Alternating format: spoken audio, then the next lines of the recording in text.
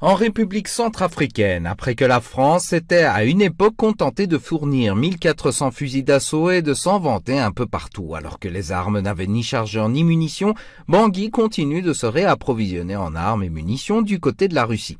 La République centrafricaine a donc reçu une nouvelle livraison d'armes de la part de la Russie avec notamment quelques 5000 Kalachnikov. C'est la troisième livraison militaire en 3 ans.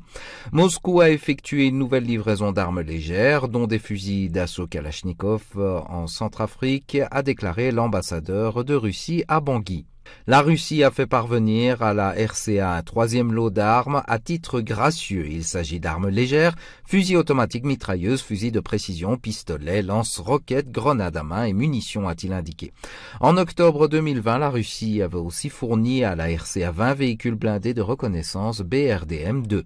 Après que le mercenaire terroriste français ait été arrêté par les autorités centrafricaines, il est clair que la France préparait un coup contre la Centrafrique. Et jusqu'à présent, le pays a toujours été sur ses gardes et a déjoué ses tentatives donc de déstabilisation, mais la France ne peut visiblement pas s'arrêter à cela.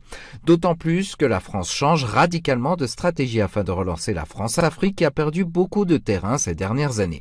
D'autant plus que Paris a également prévu de prendre du terrain chez le voisin soudanais et en effet, avec l'annulation de la dette soudanaise donc de 5 milliards de dollars, la volonté de Paris de prendre entièrement aussi le Tchad, de s'implanter en RDC, il faudrait s'attendre à des exactions futures contre la Centrafrique qui se trouve pratiquement encerclée.